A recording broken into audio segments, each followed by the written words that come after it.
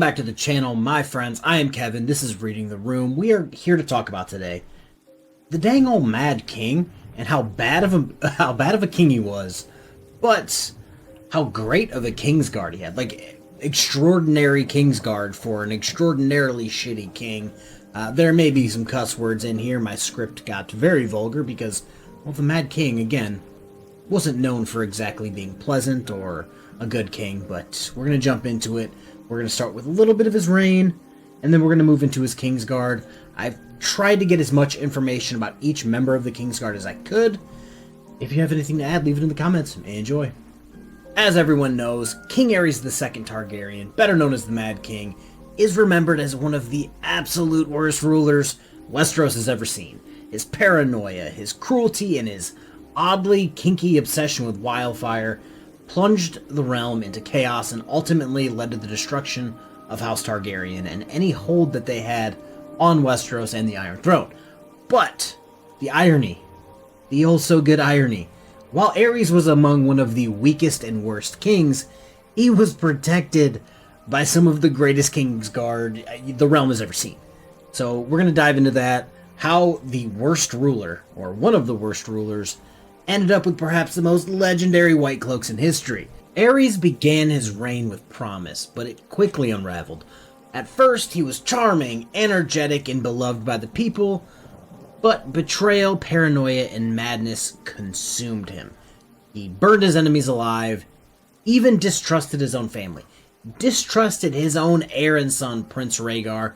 His cruelty and obsession with fire earned him the name the Mad King, and his rule ultimately sparked Robert's rebellion. But while the king was weak, his sworn shields were anything but. Aerys had around him perhaps the most legendary lineup of KingsGuard knights in history. Let's take a look at who they are.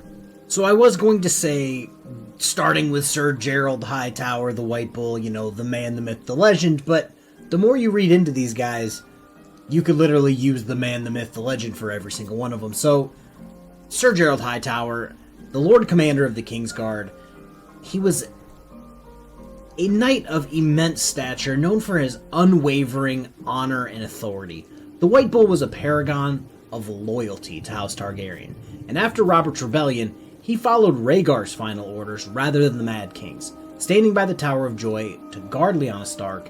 Some argue this was a betrayal to Aerys, others say, well, he was trying to do his duty to the royal family itself and not a crazy person. Second, we have Sir Arthur Dayne, the Sword of the Morning. Again, the man, the myth, the legend. Perhaps the most famous knight of his age, arguably the greatest swordsman of all time. Arthur Dayne wielded the great sword Dawn, a weapon forged from the heart of a fallen star. Yeah, that's pretty fancy. Known for both his humility and unmatched skill in combat, Dayne's reputation was so great that even Jaime Lannister admitted that he could have never beaten him in a fair fight. Like Hightower, Dayne obeyed Rhaegar's command to guard the Tower of Joy, and it was there that he met his end at the hands of Ned Stark and his companions. From Sir Arthur Dayne, we move to Sir Barristan Selmy, Barristan the Bold. By the time we see him in the TV show, he's got some age on him, but he's still one of the best knights in the realm, and Barristan proved himself countless times in tourneys and battles, from unhorsing a prince to daring rescues on the battlefield. Barristan embodied what a KingsGuard knight should be: courageous, loyal, honorable. He was so much those three things. Even Robert, after Robert's rebellion, respected him so much he said, you know what, you're pardoned, I want you on my KingsGuard, even though he just overthrew the last king. We have Prince Lewin Martell, yes, a prince, a Dornish prince, not the real prince, and he was also uncle to Elia Martell. Lewin brought political ties as well as actual military prowess to the KingsGuard. Though he's less celebrated than Sir Arthur Dayne, he was also a very, very, very skilled warrior in his own right, and his presence symbolized Dorne's bond with the Iron Throne during Aerys' reign. He ultimately died at the Trident, fighting none other than Robert Baratheon's rebels. Sir Oswald Went, a knight from a powerful Went family. Oswald was loyal, dependable, and skilled, though less famous than Sir Arthur Dayne or Barristan Selmy or Prince Lewin Martell. He was too stationed at the Tower of Joy, under Rhaegar's final command, where he died alongside Hightower and Dane defending Lyanna Stark's hidden chamber. Sir Jonathan Darry, known for his honor and loyalty, Sir Darry represented the proud Riverland's knightly tradition. After Robert's victory, he remained one of the last Targaryen loyalists, continuing to serve Viserys and Daenerys in exile before his death. His steadfast devotion made him one of the most respected, if not one of the quieter members of this Kingsguard. Last but definitely not least is Sir Jaime Lannister, the youngest knight ever raised to the Kingsguard.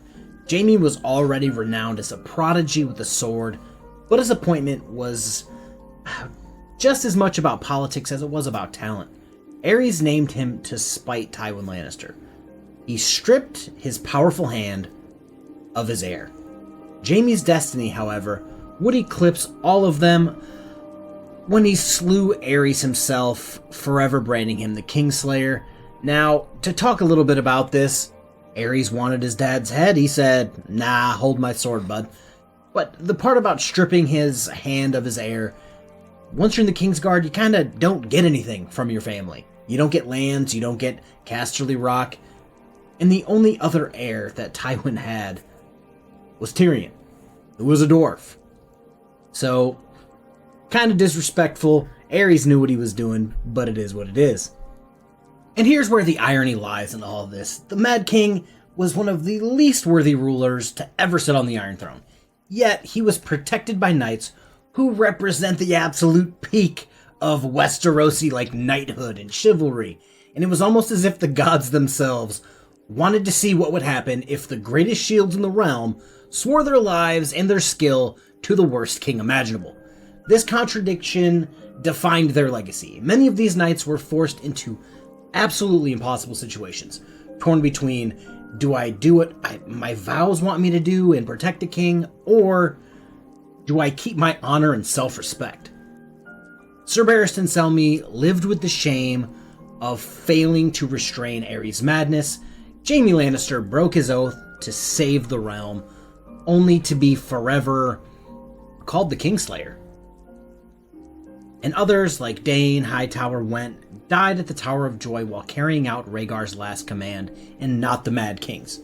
The Mad King was consumed by fire and blood, but his Kingsguard lived on in legend, proof that sometimes history's greatest warriors serve history's worst masters.